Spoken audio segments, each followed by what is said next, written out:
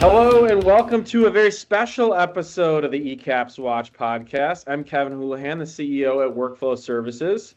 Today I'm joined by two of my friends and colleagues. I've got Laura Brown, our Chief Clinical Officer at Workflow Services, and Shannon Brenkendorff, our VP of Technical Solutions. Morning, guys. How you doing? Morning. Well, how are you? Thanks for having us. Yeah, good to see you. I've got my Christmas sweater on here. It's Christmas sweater day at the office, so we've got holiday party happening this afternoon. So trying to stay super festive, although it's raining outside, which is not super wintry. I don't know what's going on with that. It rained in Denver last night too, which is kind of bizarre. Yeah. They're saying on the news this morning that it's going to change from rain, so it's like 40 right now. The wind chill is going to be 15 below zero tonight, and we're going to get winter squalls, which I think is something that is made up that used to only apply to ships' captains in the Arctic Circle, but now they need something to talk about on the local weather. So apparently that's going to happen here this afternoon. So for today's episode, we've got a bit of a different one. We've been producing the podcast for a few months, and we've had several questions and comments come in. So we thought we'd do a bit of a mailbag and share some of that information out with our listeners. So as many of the listeners probably know, we focus our kind of entire professional lives and thought on the changing dynamics around retail pharmacy and expansion of services. So we're excited just to kind of share back some of the feedback we've gotten and just have a conversation about some of the things that we're hearing and share some of that knowledge and how we're thinking about things. So excited to dig in. You guys have any exciting holiday plans coming up next week? Spending time with the family. Yeah. Laura? Spending time with family, driving to Michigan. So fingers crossed for no bad weather. Yeah. Do you guys have a favorite or a classic holiday dish that you serve at Christmas? Something special on the table that's kind of unique? We do pierogies because my mother's side was Polish. And then we have this Polish-Danish called a nut roll, which my sister has now mastered since my mother is no longer with us. And they are phenomenal, but too many calories consumed. Yeah. So is there filling? Say it again. I would say a pierogi, but I'm sure that's like blasphemous or something, right? Yeah, I mean, I don't know. I was taught that they're pierogies. Okay. But yes, there's potato, cheese. My grandmother used to make these prune ones, which were terrible. I typically have just the potato or cheese. Yeah. Is there a meat one? No meat ones? Like a We don't hamburger make kind of one? No. I think you can get some like that, but traditionally that's not what we've had. Yeah. Shannon, what about you? I mean, I think I'm in the pro eggnog camp. Not everyone is, but like I enjoy it, and it's a seasonal thing. And it's probably best in limited doses for sure, but I like eggnog. So my dad always does this weird thing where there's usually a seasonal ginger ale flavor, which is raspberry ginger ale. And he mixes the raspberry ginger ale with the eggnog together, like half and half, which is it's like a fizzy, fruity eggnog kind of thing. So I don't know if they still make it. Sprite is going crazy with their cranberry winter one these days. So you could probably sub that in, work out okay. Okay, might have to try that. Okay, well, let's dive in a little bit. I'm curious, you guys are out talking to folks who are thinking about clinical services and pharmacy all the time. What kind of stuff are you seeing that we maybe haven't covered with other guests on the podcast, or any notable things from the field as you're talking to a whole bunch of different people? I would say what we're consistently seeing is they have strong clinical appetite, but it's paired with operational friction. They want to be able to provide more point of care services, whether that be, testing, screening, treatment. They're limited oftentimes by the state, because of not all 50 states align. And so there's different rules with all of the state legislation. So they're constrained by that. They're constrained by disconnected workflows.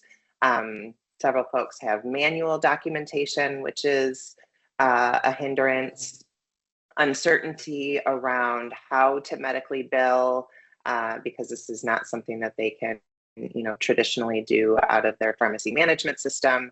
And so I think that has all been very challenging. Also, just how they are going to operationalize it, because they need to be able to have different types of workflows for all of the other things that pharmacy does, right?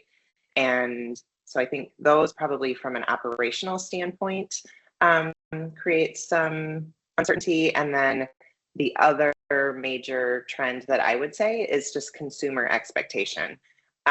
Folks in this day and age want things now, right? And so they expect their care also to be fast, local, as well as digitally supported. So I think pharmacies are in a unique position to meet that expectation, but everything else that I mentioned earlier needs to align. So that's some of the challenge and the market expectation. What are you seeing, Shannon? You got any stories of like solutions or successes or what's working? I mean, I'm hearing stories coming in.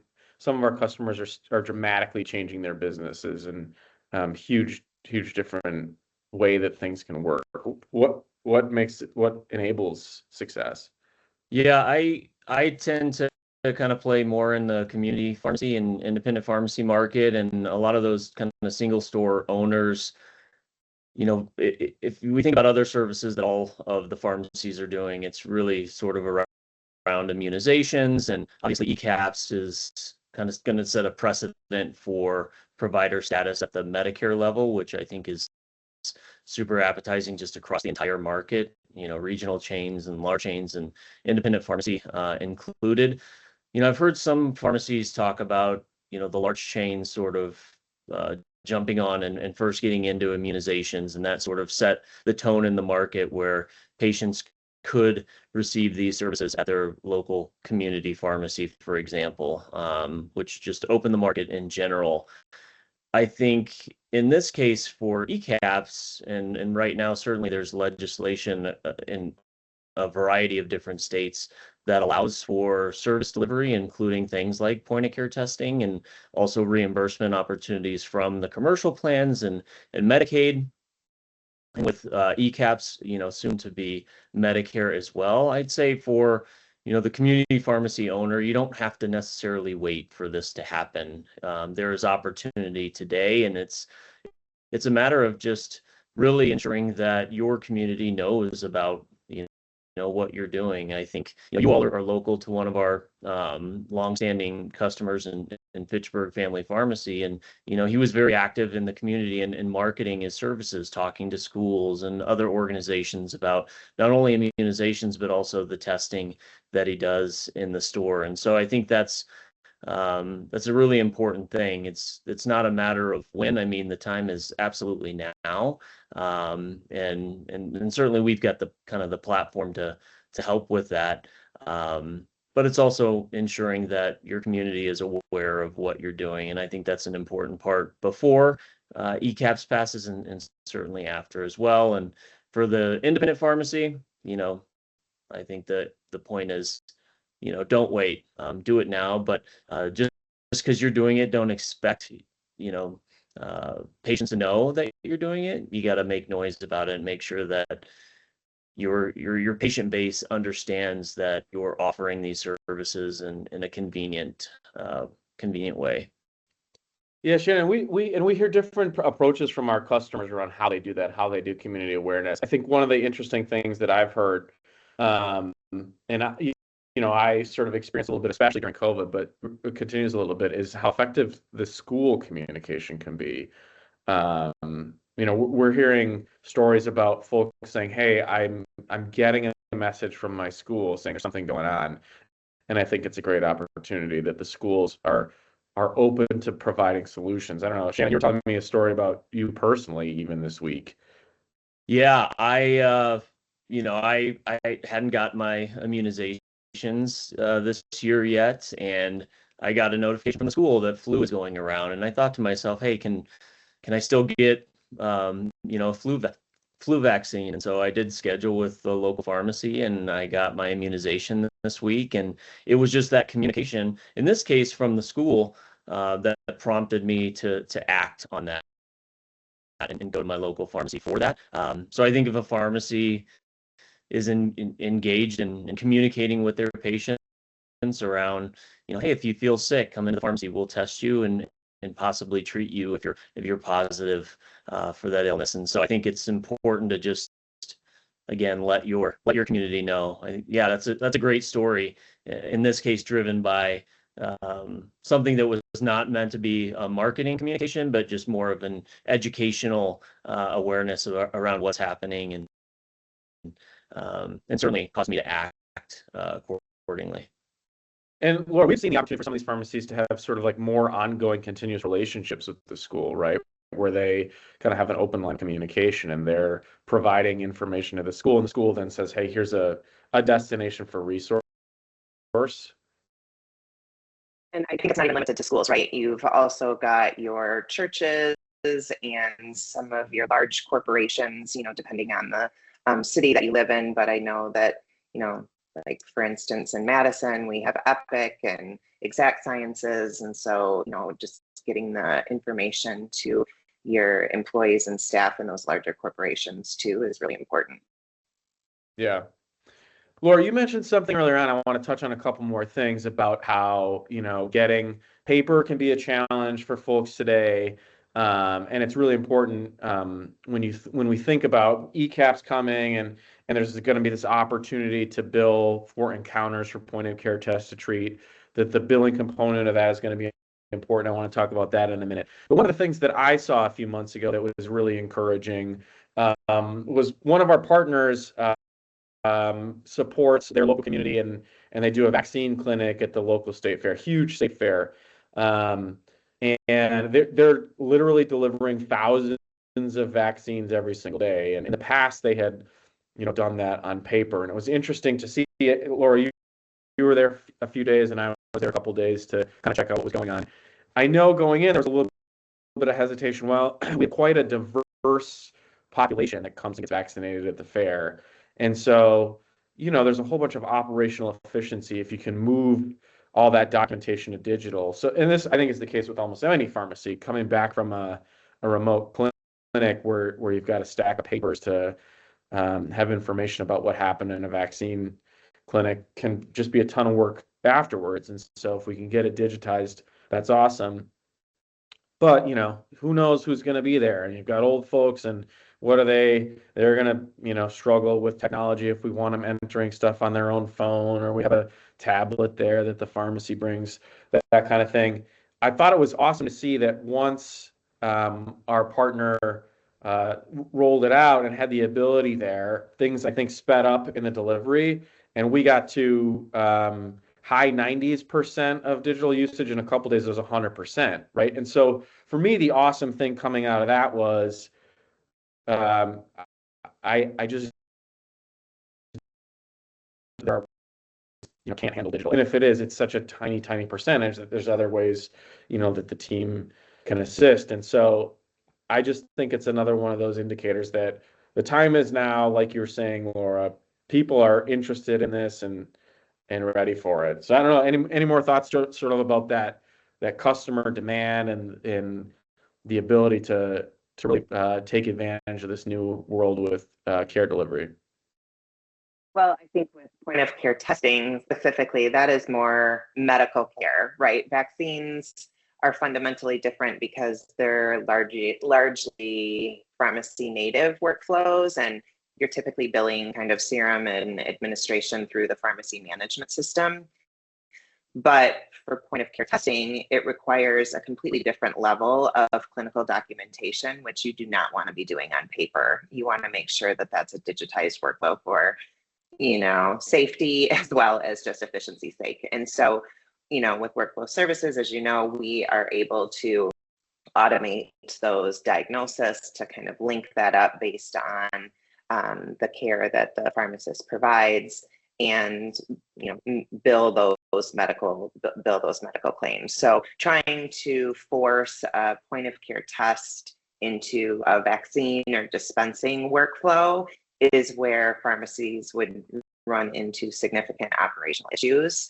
And I also think that there would be much higher, certainly you could do cash pay, but if you really want the revenue opportunity for medical billing, I fear there would be denials and compliance risk. And if this was all being done on paper, you would have staff burnout, probably number one. And so just to clarify a little bit, that the ECAPS would bring the opportunity to bill the medical insurance policy for, in part, the time you're spending with the patient. But that is a different thing than what's going on with vaccines. And so although, we had widespread adoption of vaccinations through pharmacies over the course of the last many years, it's going to be a bit of a different ballgame, and there's other considerations. And so it really is a different way to think about submitting that claim to get paid for the time and realize that revenue. Shannon, any more thoughts on kind of the mechanics of that? And then what can you share about, obviously it's going to be different everywhere, but what do you know about the revenue opportunity for point of care test to treat if we can get ECAPS passed here? Yeah, so a couple things there. It is vastly different medical billing from, standard kind of pharmacy billing, in that, you've got to, if you don't have a platform, you can do it, right? You've got to create CMS 1500 forms, and you've got to log into different payer platforms in order to submit those claims. And so just, kind of managing logins and accounts in these different areas, not to mention the kind of credentialing aspects on the front end. It is all possible, right? The beauty about kind of using a platform is that, you're basically doing your clinical encounter in all of those connections and submissions to those medical claims with CPT coding and ICD-10 coding is all sort of done by Workflow Services itself. And so I think that is one of the critical benefits of using a platform to help kind of facilitate clinical service delivery in the pharmacy setting. And the second, I was gonna pop in and say, we were at a pharmacy conference a few months back, and you actually did a CE session, Medical Billing 101, something like that. And I got to watch, and there was a ton of interest in the room. So people are thinking about this, and really focused on it and excited about it. One of the things, you outlined kind of all those steps like you just talked about. And one of the things that I think I heard some folks come up and say, oh my gosh, seems like there's a bunch of opportunity, but how do I handle it all? And so it's important to know that there are ways that you can do it. That's what our team and you guys love to help with. But there are a bunch of pieces that you can't ignore, so it's an important thing. But talk about, so what does it mean opportunity-wise, financial opportunity-wise? Yeah, I mean, for immunizations, for example, we were talking about immunizations earlier, right? There's an opportunity to bill immunizations, as Laura was mentioning, for, the product and the administration of that product. There's also opportunity to sometimes bill for time. If you're counseling the patient during the immunization, maybe they come in for their flu shot and they're eligible for shingles, and you're educating them on the shingles vaccine and their eligibility for that. Some of the key benefits. You can also bill time for that. ECAPS specifically is going to allow for, billing in and around kind of point of care testing, right? The scope is kind of limited initially, but I think, again, it sort of sets a precedent that pharmacists have never had at the Medicare level, which is really exciting. And for some of those point of care tests, right, reimbursement for the tests themselves can be anywhere from $300 to north of $150 if it's a triplex test that's testing for COVID and flu A and flu B, and and some of these manufacturers will have quad tests in the future, which will also include RSV, which is super beneficial. Get your child swabbed once to check for all of these things, which is terrific. All of these different tests have different, CBT coding logic. And, there is a lot, to your point, Kevin, there is a lot to unpack with medical billing, and it is just different, than the prescription billing space. And for pharmacists and certainly single store owners, so to learn all of that is very challenging. And so I think it is useful. Our team obviously are experts in the space and can help, but the technology itself in managing a test to treat encounter, we know what type of test you ran, we know how much time you spent, and we will create the coding accordingly. So when the pharmacist is done and maybe they prescribe a therapeutic, based on the positive test result, we then are creating the claim and managing the revenue cycle components of that claim after the fact. And that is also, different, right? A medical claim is could take weeks